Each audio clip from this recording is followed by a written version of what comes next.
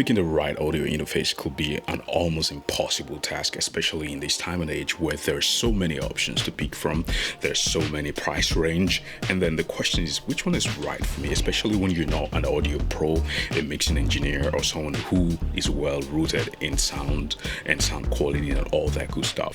If you're just a creator and someone who has passion for creating content and getting the best quality audio is all you care about, this video I will go over a few things that you should look out for when you're getting an audio interface, and I'll make one recommendation at the end of the video. So about 10 years ago, I got a call from a good friend of mine who got me a really good gig, and the only problem is the person that I'm recording for is a 10-hour flight away from myself. They needed me to record a guitar, and what they asked for is that I record it at home and send them the files over. I wasn't sure what to do. I mean, I'm familiar with recording, but I don't have my own setup. Budget was also an issue, so I didn't have all the unlimited budget to get the high quality, the best quality audio interface as possible. All I wanted to do was just record a guitar and send it over to the producer so I can get paid and he can get going with his job that he needs to do. I took about $150 and I walked into a guitar center and I got the Focusrite 2i2. I believe this is the second generation. I've had this ever since. I refuse to sell it, and I still have it in my studio as one of my history and collectibles. Over the last couple of years, I have gone between different audio interfaces from $150 to as much as $3,000 audio interface that we see behind me over there. Now, one thing that I've learned about audio interfaces and how it gets there are actually only three categories, and I'm just going to subtract them with price.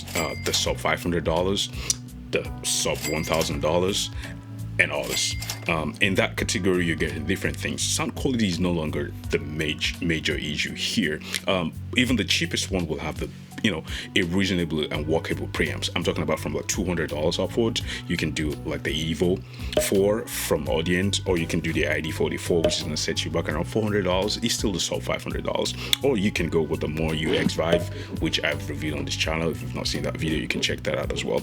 It has a lot of features, and below the $500, what you're really looking for is workflow, features, and good quality. Of course, I've used some audio interfaces in the studio that are the preamps and the microphone and the audio quality are just terrible. For someone like myself that likes to listen back to music, the headphone amps, it's also very important to me. If that's important to you, that's another thing to look at. The Evo 4 is the one I always recommend to most people, just because it's bus powered, it's easy, you have 2 ins and 2 outs, it just works, and you have the auto gain feature. You can still go with the 4th generation or whatever new generation Focusrite have. They're always good. They will be more than enough for you to get around when it comes to recording at home. If you want to spend a little bit over $500, you're looking $600, $700 mark, you can go for the ID44 from Audient as well. Again, they sound great. Above that, you are getting close to the Apollos, to the Antelope Audio, to the Zen Qs and all that rest, if you want to say. What those are offering you are extra quirks that just makes your workflow easier. Internal DSP plugins and softwares and all that stuff.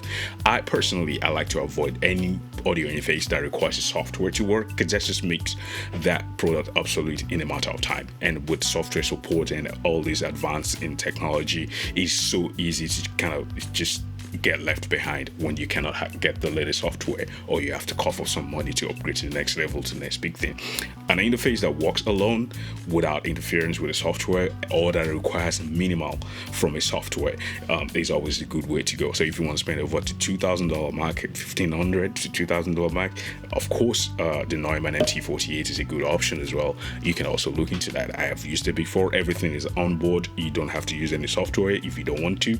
You can do all your parameters and make all those changes on device without connecting to a software and all that good stuff. So that's another option. But today I'm focusing on the more you from X-Vive.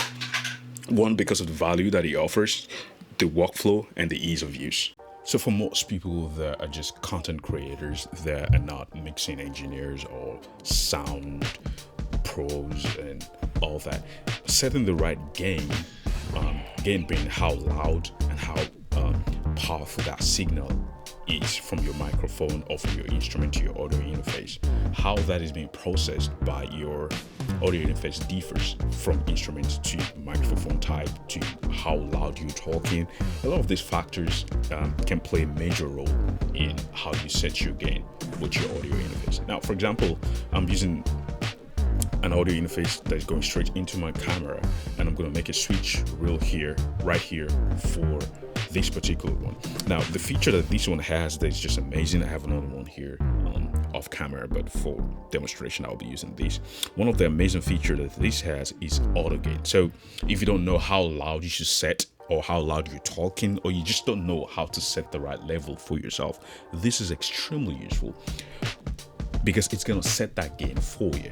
So it doesn't matter how many channels, probably you have like 10 or 15, 20 people, or or 5 people or 4 people podcast. You can set the gain for all of them.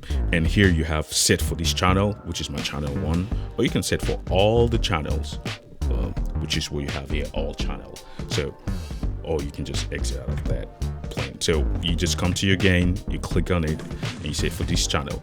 And then what the audio interface does is it listens to you while you're talking, and it sets the right amount of level for you, and you don't have to worry about anything else. That is a game changer and is extremely useful for this type of audio interface. And that's one of the features that really makes this the audio interface not just for professional audio people, but for people who do not want to go through the pain of setting the right gain and the right amount of gain, especially when you don't want to have a lot of work to do in post-production or zero post-production, like I always have in most of my videos.